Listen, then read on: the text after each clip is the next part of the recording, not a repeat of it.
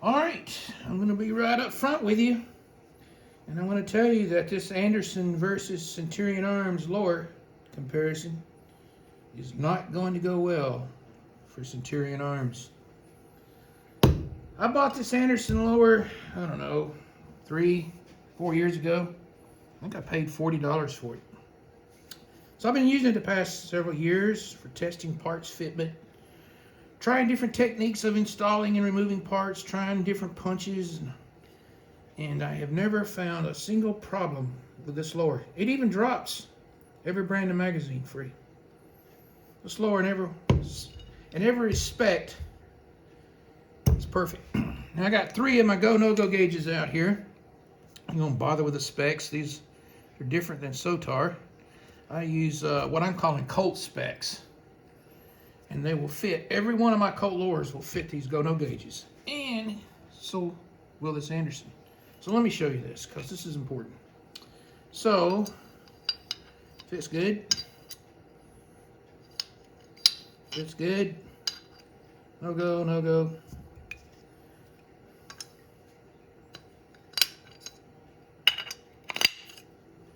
No go, no go. And the safety selector. All right, this Anderson is perfect. Now we're going to check this Centurion Arms lower. I bought, I don't know, 3 years ago or so when Let's Go Brandon said you needed F-15s to defeat the government. So they put this fancy logo on here and charged you $40 more, $169.99. First problem with it is when you install the front takedown pin and detent, it sits crooked. And it's ugly. So I called Centurion Arms and they said, it's just cosmetic. Okay. So I'm going to hide that with these Yankee Hill extended pins.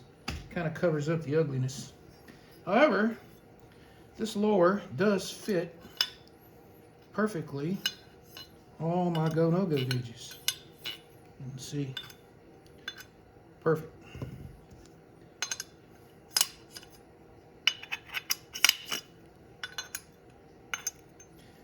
And this one.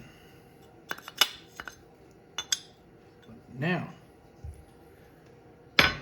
let's fast forward to this Centurion Arms lower I bought yesterday. This one's got a different name on it. It's got Bargersville, Indiana, where the other one was Morgantown. It's got a more fancier serial number. So I'm guessing this is their latest and greatest. Well, obviously the first thing I checked, I got it home.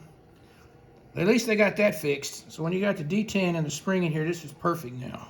I was so happy to see that. Then I dug out the gauges. Oh my God. The safety selector just swallows the gauge. And then the hammer and trigger pins, oh my God. They just swallow, the holes just swallow it too.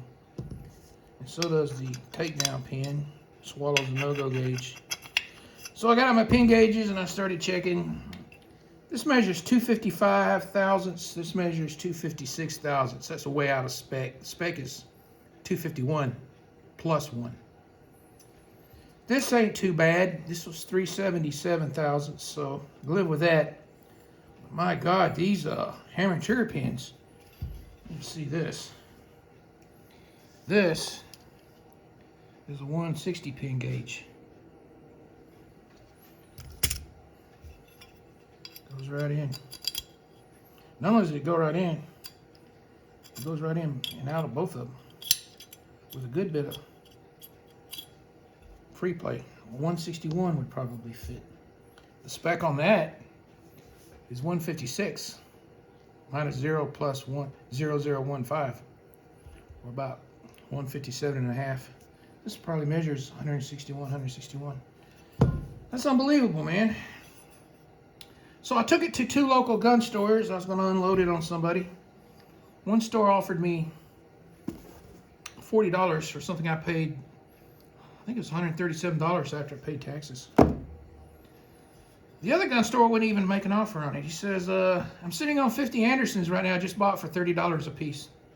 He says, why would I want to give you $80 to $100 for that? And he's probably right.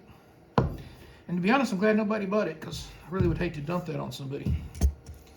So, there's only one thing we can do. I could ship it back to Centurion Arms, because I've done that before on a lower where the bolt catch was so out of spec it would barely raise up high enough to catch the bolt.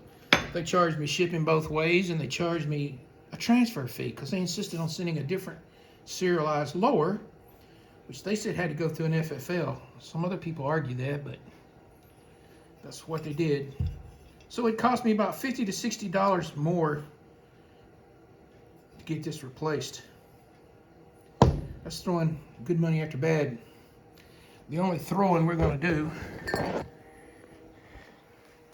is with this. Buy every Centurion Arms product. 5 now I bought. It's garbage. I'll never buy another Centurion Arms. They're all hype. It's all about the name.